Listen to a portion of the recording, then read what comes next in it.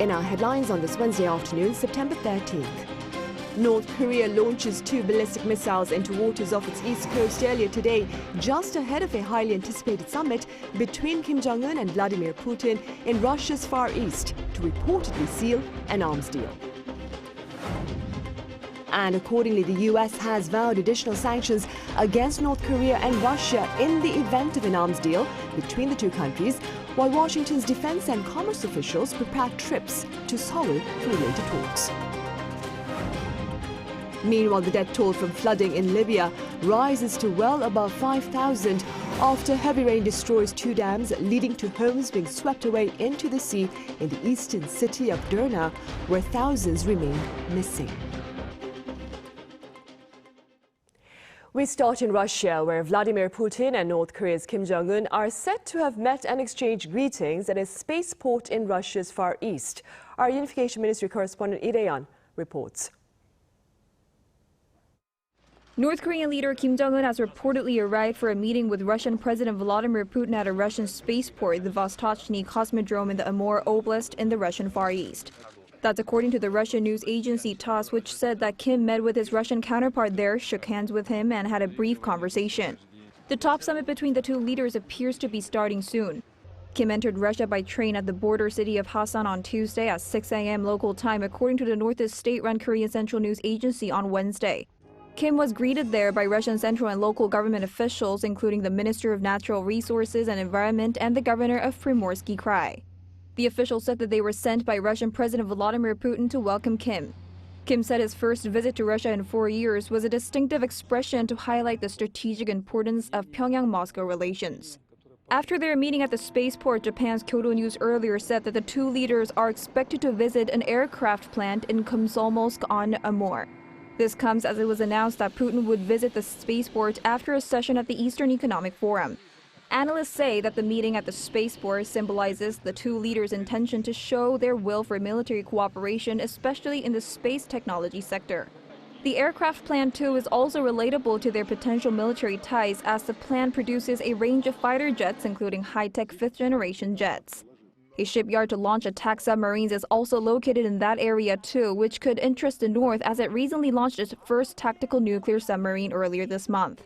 More concerns are about to come, with close military ties between the two appearing to be just around the corner. Lee-Hyun, Arirang News.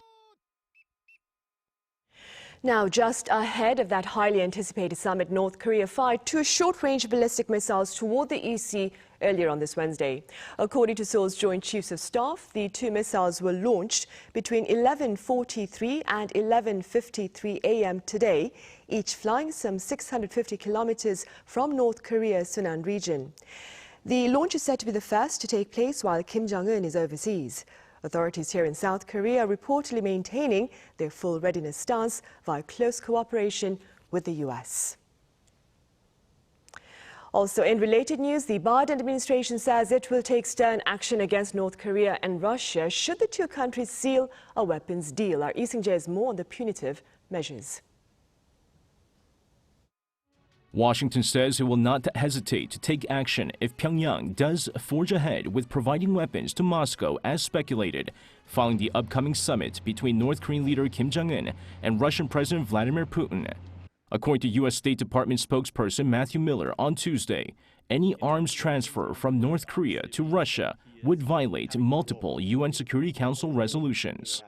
And we, of course, have aggressively enforced our sanctions against entities that fund Russia's war effort, and we will continue to enforce those sanctions and will not hesitate to impose new sanctions if appropriate. When asked if Russia can unilaterally lift UNSC resolutions against North Korea, following comments from the Kremlin that Russia may be willing to discuss the lifting of sanctions currently imposed on North Korea with Pyongyang if necessary, Miller simply said no, adding that Russia cannot take unilateral actions related to the United Nations Security Council. Meanwhile, U.S. defense and commerce officials are set to visit Seoul to discuss the possible arms deal between North Korea and Russia with South Korean government officials. According to the Pentagon, Acting Undersecretary for Defense for Policy Sasha Baker will visit South Korea later this week, to take part in the fourth meeting of the Extended Deterrence Strategy and Consultation Group, where she will also meet government and military leaders to discuss the current security environment. U.S. Deputy Secretary of Commerce Don Graves will also visit Seoul next week to discuss ways to strengthen export controls currently in place against Russia. The U.S. is actively pushing for ways to respond to a North Korea-Russia arms deal, as U.S. Deputy Special Envoy for North Korea Jung Pak said Monday that the Kim-Putin meeting might be the final step before the countries strike an arms deal. Lee Seung-jae, Arirang News. Meanwhile, against the backdrop of broader geopolitical tensions and uncertainty, a former South Korean diplomat believes the Yoon administration should remain committed to its values-based foreign policy. Our senior correspondent Oh Soo-young sat down with him. South Korea must continue to take a principled approach to security and diplomacy as its scope of global interest expands beyond the Korean peninsula. That's according to An Oh-young, former South Korean ambassador to the United States. First, as Seoul faces a nuclear North Korea that appears to be aligning with China and Russia, An said the Camp David summit between the leaders of Seoul, Washington and Tokyo last month came at a crucial time as they forged a three-way approach to regional and economic security and engagement with other Indo-Pacific countries. When I talk about the timing, we should be thinking about Russian invasion of Ukraine, and then now Chairman Kim Jong-un is coming to visit Russia. And then they talk about exchanges of arms for high technology, for missiles, for submarines, nuclear submarines, and satellites. And then what China is doing in our part of the world, in East China Sea, in South China Sea, putting them all together, this in fact is a very challenging time. Though under pressure from Beijing, An says Seoul must continue to act in line with its core values. That is to say, liberal democracy, human rights, rule of law. We in fact must let China understand that we in fact are very much interested in continuing to develop relationship with China, but we will have to do it on our own core values and on the basis of mutual respect and on the basis of mutual benefit. And I think Yoon government, President Yoon government, has been very consistent in conveying that message to China. These days, I'm under the impression that Beijing begins to understand what President Yoon's approach is to Beijing. While pushing for a trilateral summit with Tokyo and Beijing, President Yoon last week pressed China to contain North Korea's weapons program and warned against military cooperation with Pyongyang ahead of Kim Jong-un's meeting with Vladimir Putin. Yoon further said unilateral actions to change the status quo in the South China Sea are unacceptable, and Russia's invasion of Ukraine is unlawful. In light of ideological divisions seen among the G20 members, Seoul's active push for global norms and cooperation has fueled talk of the Group of Seven possibly expanding to a G9. And I think given that reality, I think there should be renewed understanding about the importance of G7. What I find interesting is this idea of Korea and Australia joining G7. That idea, in fact, is being discussed more often in Washington, D.C., rather than in Seoul. That's something I find interesting. The former ambassador at large for the G20 says he is encouraged by Yoon's multilateral diplomacy and multi-million-dollar pledges to tackle the global climate crisis and reconstruct Ukraine. Well, Korea as a nation has developed enormously over the past 70 years.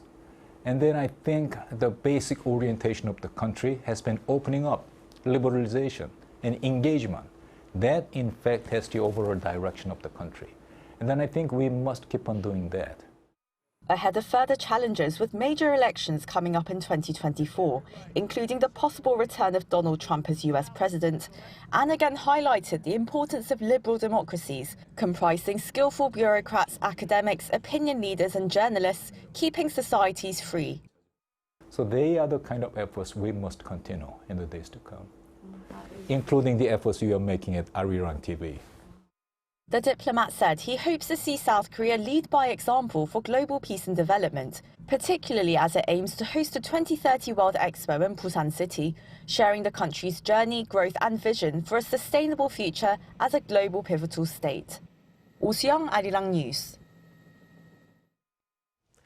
Also, on the domestic front, a cabinet reshuffle for the Ministries of Defense, Culture and Gender Equality is in the cards, with names likely to be shared on this Wednesday, following Defense Minister Lee Jong-seop's resignation on Tuesday. Now, for this post, People Power Party lawmaker and former Army Lieutenant General Shin Won-sik is said to be a likely candidate. For Culture, Yoon Chun, the former minister and current presidential advisor for Culture, is reportedly up for the job. As for the Ministry of Gender Equality and Family, Kim Heng, a former spokesperson and director of Korea Gender Equality Education Promotion Agency, is believed to be the top candidate. And President Yoon Suk-yeol has pledged a leading role in shaping digital regulations to allow for safe and fair access to AI while fostering more talent in the field. Presiding over the 20th Emergency Economic Meeting on this Wednesday here in Seoul, President Yoon added that private sector investment and bold initiatives will serve as deciding factors in ensuring Korea's lead in hyperscale AI. The meeting today was attended by related entrepreneurs and scholars to address productive collaboration between the government and private sector to sharpen Korea's competitive edge in AI and to support Korea's hopes of leading the industry in the global arena.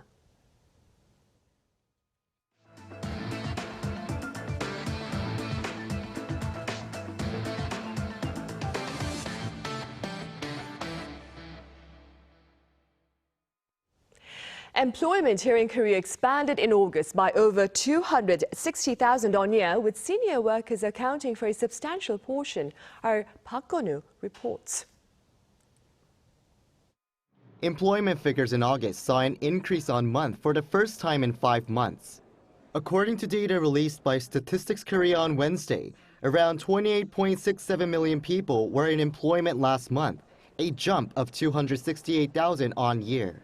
South Korea has seen on-year jobs increases for the past 30 months. However, on-month increases dropped each month from April to July. An official from Statistics Korea said that figures rebounded in August after heavy rain in July caused employment numbers to slip.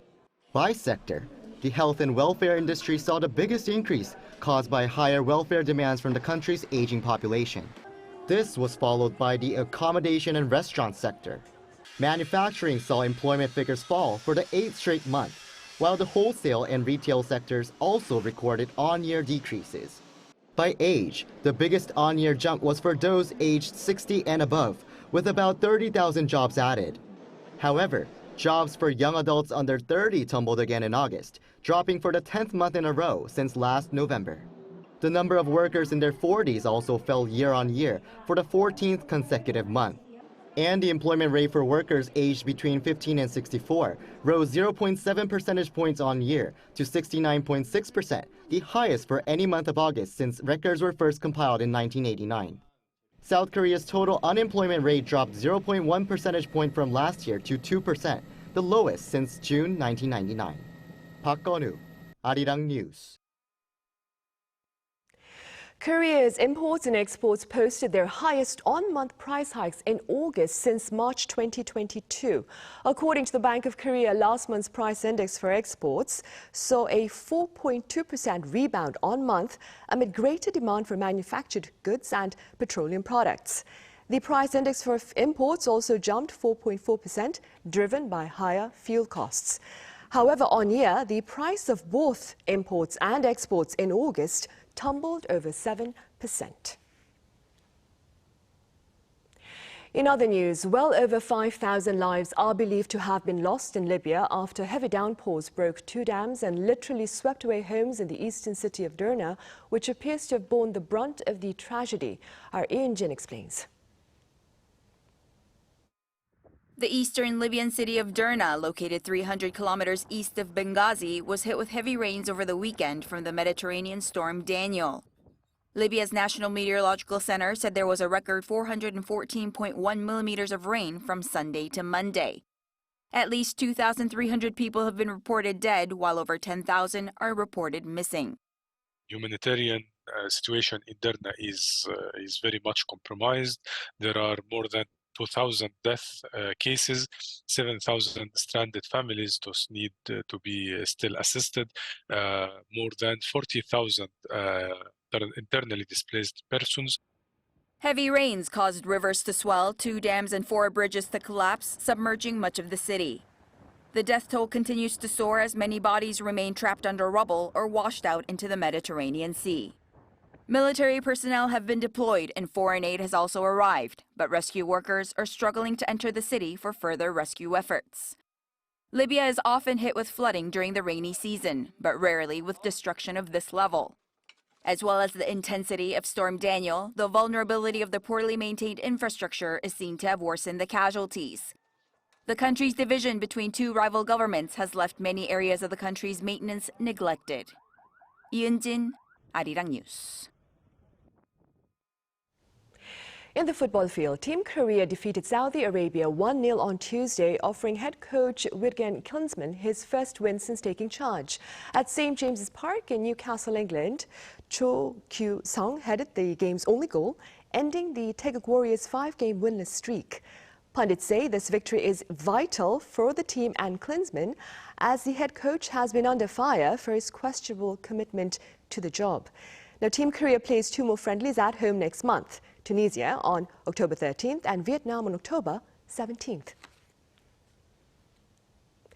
Staying with sports news, we are counting down to the 19th Asian Games scheduled to take place in Hangzhou, China for a fortnight starting from next Saturday. That being said, our Song Yoo-jin covers Team Korea's related preparations. With just a little over a week left until the Hangzhou Asian Games begin, Team Korea gathered on Tuesday for an inaugural ceremony.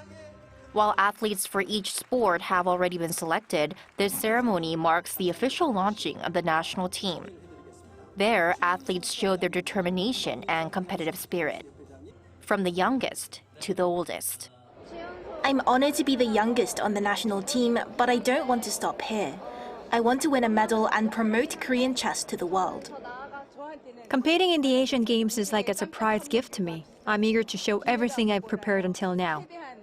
More than 700 athletes and coaching staff participated in the ceremony. Park Bo-gyun, South Korea's Minister of Culture, Sports and Tourism, delivered President Yoon Suk-yeol's message that the athletes' unwavering determination and passion would undoubtedly resonate with the Korean people and bring them joy. Team Korea, in return, promised to do their best. We hope that the sweats and toil of our athletes won't be defined by the color of medals.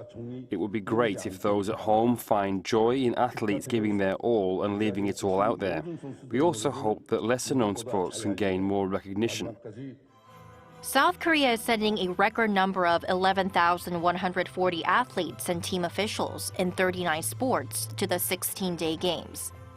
The goal is to rank 3rd out of 45 participating countries in the overall medal ranking, as it did 5 years ago in Jakarta.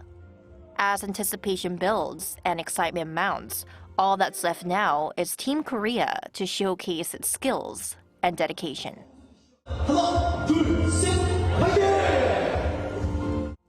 Song Yoo-jin, Arirang News.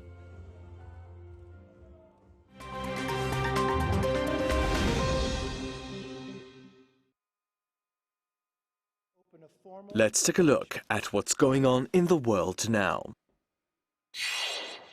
In the United States, Republican House Speaker Kevin McCarthy has launched an impeachment inquiry into President Joe Biden ahead of the 2024 presidential election. Announced on Tuesday, it will look into allegations of abuse of power, obstruction, and corruption by the president. Republicans have investigated Biden since January, but have yet to find evidence to support their claims against the president. But they have found dealings from the president's son, Hunter Biden, that they have called questionable. The White House has responded, calling the investigation extreme politics at its worst. It comes as McCarthy is facing pressure from right-wing House Republicans to investigate the Biden family. A Russian passenger plane was forced to make an emergency landing in a cornfield in Siberia after one of its hydraulic systems failed. None of the 170 people on board were injured in the incident on Tuesday. The Ural Airlines Airbus A320 was on its way from Sochi to Omsk when pilots noticed a hydraulic system fault and chose to land in the nearby field. Loss of the hydraulics system can sometimes lead to a loss of flight control. Russia's aviation agency has launched an investigation into the crash landing and has suspended the flight crew. And Russian aviation experts say that the landing may have been unnecessary, as the plane should have had backup systems. Ural Airlines has also denied that it cannot do maintenance on its planes due to sanctions on Russia that limit access to spare parts. And finally, a precious Vincent van Gogh painting that was stolen in March 2020 has been returned, covered in bubble wrap inside an IKEA bag. The 139-year-old painting was handed over to Dutch art detective Arthur Brand on Monday at his home from a tipster not involved in the artwork's theft. The tipster handed over the masterpiece in exchange for anonymity. The painting, known as the Parsonage Garden at Nuenen in Spring, is an early piece by Van Gogh. It was stolen while on temporary exhibition at the Singer-Laren Museum near Amsterdam. The thief was eventually arrested and sentenced in 2021 after the painting had already changed hands. But the conviction meant that the painting had lost value and was risky to possess, leading to its return. Matthew Ashley, Arirang News.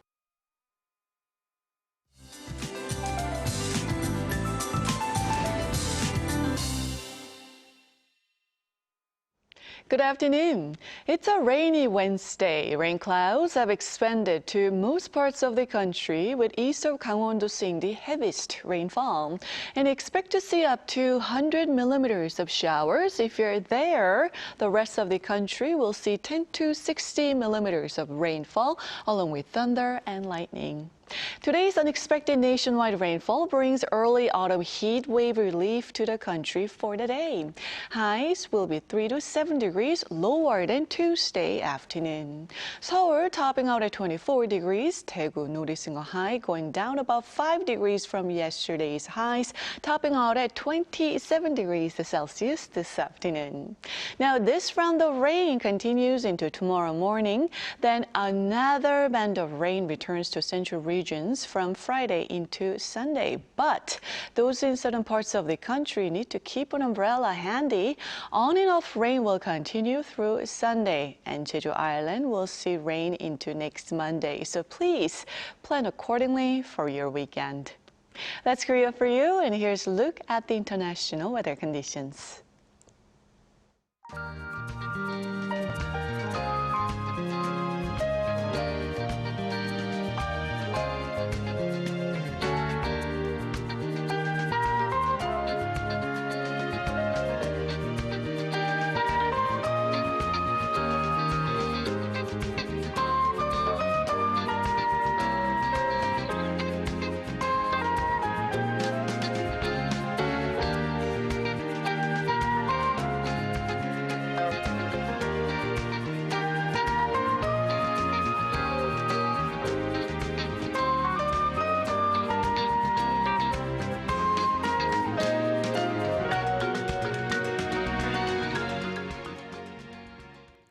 And on that note, we end our Wednesday afternoon newscast. But we'll return with our panel session in a few minutes, so do stay with us.